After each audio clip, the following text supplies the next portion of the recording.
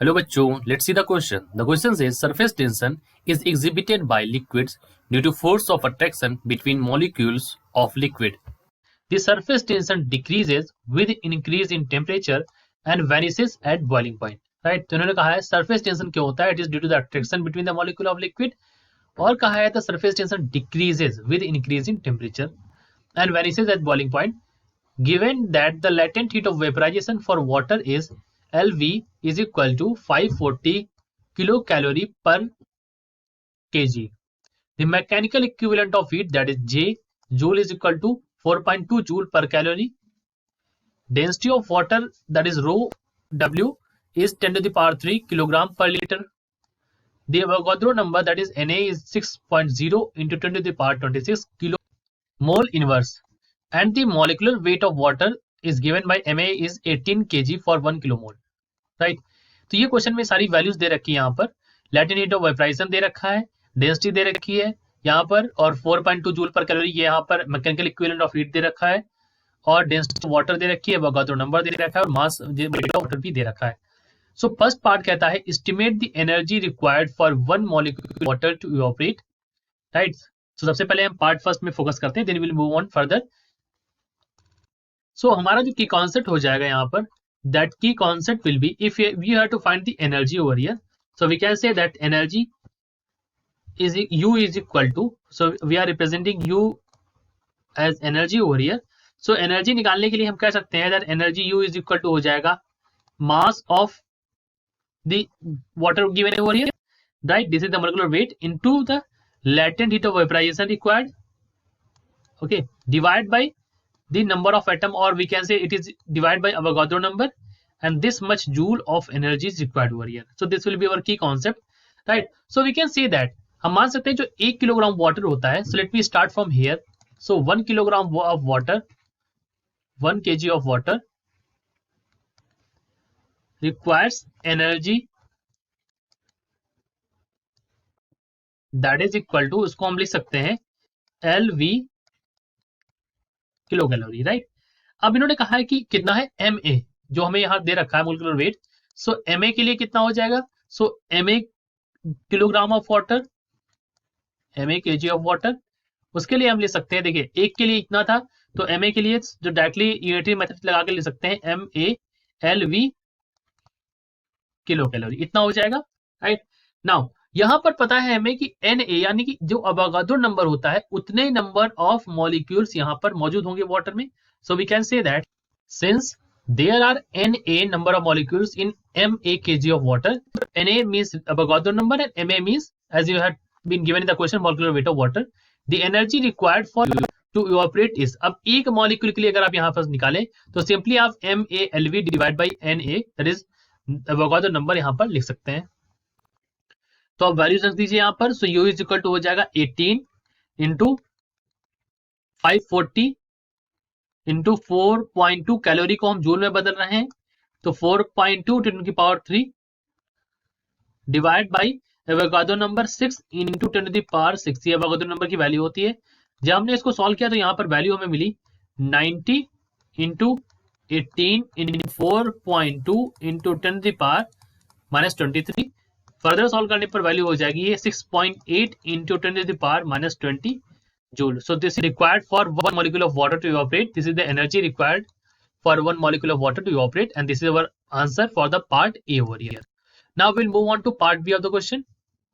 So part B says, so that the intermolecular distance for water is D is equal to Ma by Na 1 upon rho W to the power 1 by 3 and find its value. और हमें इसकी value भी यहाँ पर निकालनी, यानी कि वो इंटरमोलिकुलर डिस्टेंस भी हमें यहाँ पर निकालनी है. तो देखिए हमने मान लिया कि यहाँ पर दूरी कितनी है, d दूरी है. So we can say that, तो यहाँ पर हमारा जो की कॉन्सेप्ट हो जाएगा, so we can say that key concept over here will be, अगर हम वॉल्यूम लिखना चाहें एक मॉलिक्यूल के, तो वॉल्यूम हम लिख सकते हैं, we can write the volume is equal to mass upon density. Right.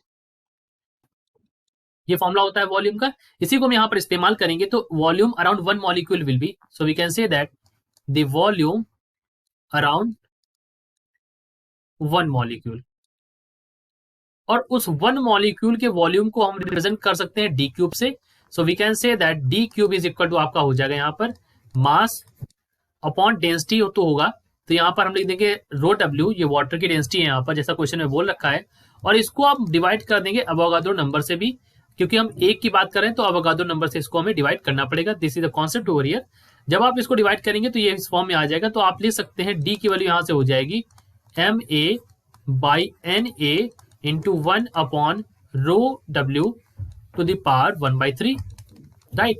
तो जैसा क्वेश्चन में कहा गया था, so I have shown that. Now further इन्होंने कहा है इसकी वैल्यू भी निकालनी है आपको, तो आप यहाँ पर सारी वैल्यूज रख दीजिए, तो आपको यहाँ से डी की वैल्यू मिल जाएगी। So you will get D is equal to 18 upon Avogadro number की वैल्यू होती है 6 इंटू 10 की पावर 26, और डेंसिटी ऑफ वाटर होती है 10 की पावर 3, इसकी पावर ऑफ 1/3 कर दीजिए।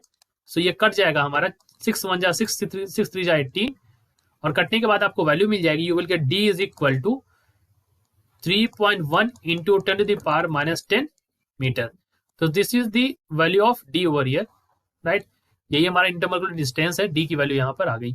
अब हम मूव करते हैं part C of the question में।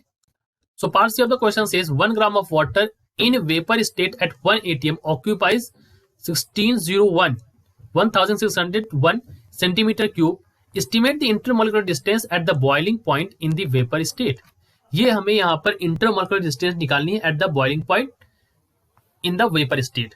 तो देखिए इस क्वेश्चन को सॉल्व करने के लिए जो सिंपल हम की कॉन्सेप्ट यहाँ पर यूज करेंगे, सो यहाँ पर हमें अवोगाड्रो नंबर का ध्यान रखना होगा, जिसको हम रिप्रेजेंट करते हैं एन ए से, जिसकी वैल्यू होती है 6 इंटू 10 टू द पावर 26। ये अवोगाड्रो नंबर हमें यहाँ पर बहुत ज्यादा काम आएगा। देखिए हमें क्वेश्चन में बोल रखा है कि 1 ग्राम ऑफ वाटर में इतने, यहाँ पर वेपर स्टेट में इतने नंबर ऑफ मॉलिक्यूल्स हैं। So we can say that 1 kg of vapour occupies, right. So we can say that the 1 kg of vapour occupies, कितना यहाँ पर दे रखा है 1601 इंटू 10 टू द पावर -3, ये हो जाएगा मीटर क्यूब में आपका, ठीक है। तो 18, देखिए 18 क्या है, 18 इसका मोलेकुलर वेट होता है। सो 18 किलोग्राम ऑफ वेपर कितना ऑक्यूपाई करेगा। So we can say that the 18 kg of vapour occupies,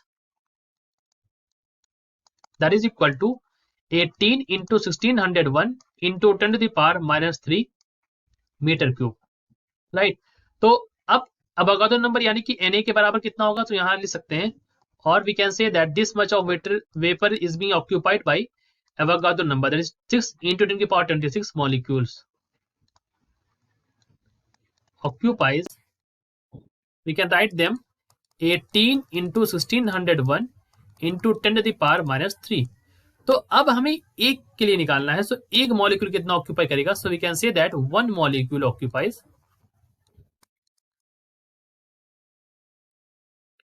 18 into 1601 into 10 to the power -3 divide by 6 into 10 की पावर 26 मीटर क्यूब, राइट।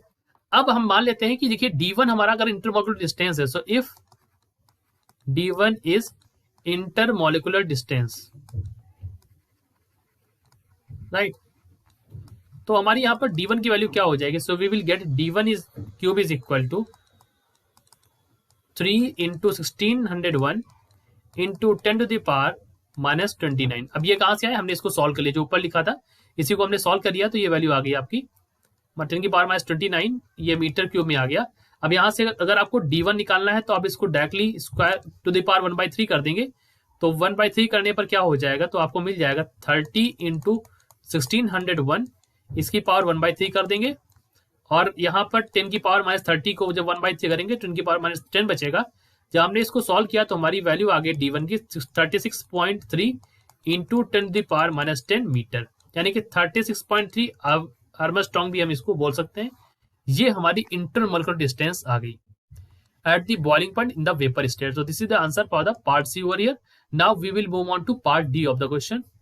देखिए डी पार्ट में कहा है कि during vaporisation a molecule overcomes a force F assumed constant to go from an intermolecular distance D to D dash. Estimate the value of F, right? So we have to estimate the value of F, that is force over here, when it is going from a distance D to D dash, right? देखिए यहां पर हमारा जो key concept लगेगा, that key concept will be F हमें निकालना है, force निकालना है। F इज इक्वल टू क्या हो जाएगा यहाँ पर वर्क डन बाई डिस्टेंस, जिसको हम डी से रिप्रेजेंट कर देते हैं। अब आप जानते हैं वर्क डन यहाँ पर क्या होगा, so we can say that over here work done will be work done is equal to F, और दूरी कितनी कवर कर रहा है, डी डैश से डी के लिए जा रहा है, राइट, इतनी दूरी कवर करनी है इसको, डी डैश से डी जैसा क्वेश्चन में बोल रखा है, तो आप लिख सकते हैं you can say that F is equal to, अब देखिए यहाँ पर जो आपकी ये दूरी है डी डैश से डी के लिए, तो यहाँ पर वर्क डन जो होगा वो किसके बराबर होगा, वो हमारा होगा 6.8 इंटू 10⁻⁻20, ये हमारा यहाँ पर वैल्यू आ जाएगी डी की, जो कि हमने पहले ही भी यूज कर चुके हैं। ये वैल्यू हमारी आई थी एनर्जी की, जो कि part A of the question में आई थी, तो यही हमने मान लिया वर्क डन हो गया, राइट, यही एनर्जी है ना यहाँ पर, तो वर्क डन भी इसी के लिए हो गया। डिवाइड बाई आप इसको कर देंगे डी डैश से डी के लिए, that is equal to F is equal to 6.8 into 10⁻⁻20, और डी डैश की वैल्यू आपको पता है 36.3 होगी, माइनस 3.1 इंटू 10⁻⁻10, जो भी क्वेश्चन में हमारी आई थी। इसको जो हमने यहाँ पर रखा, इसको सॉल्व किया, सॉल्व करने पर आपके एफ की वैल्यू जो आई थी that is equal to 0.2048 into 10⁻⁻10 newton. तो यही हमारी फोर्स की वैल्यू आ गई। This is the answer for the part D of the question. अब इन्होंने ई पार्ट में कहा है calculate F by D which is a measure of surface tension, यानी कि हमें सरफेस टेंशन यहाँ पर निकालना है ई पार्ट में। So for the D part we can say that जो हमारा सरफेस टेंशन यहाँ पर हो जाएगा, so surface tension over here will be, देखिए ई पार्ट के लिए हम यहाँ पर सॉल्व करते हैं, surface tension that is equal to F by D, यहाँ पर आप एफ की वैल्यू रखेंगे और डी की वैल्यू रखेंगे। सो एफ की वैल्यू आपको पता है, सो एफ की वैल्यू जो हमारी पिछले डी पार्ट में आई थी, जो कि हमने यहाँ पर लिख दिया है 0.2048 multiply by 10⁻⁻10 divide by 3.1 into 10⁻⁻10।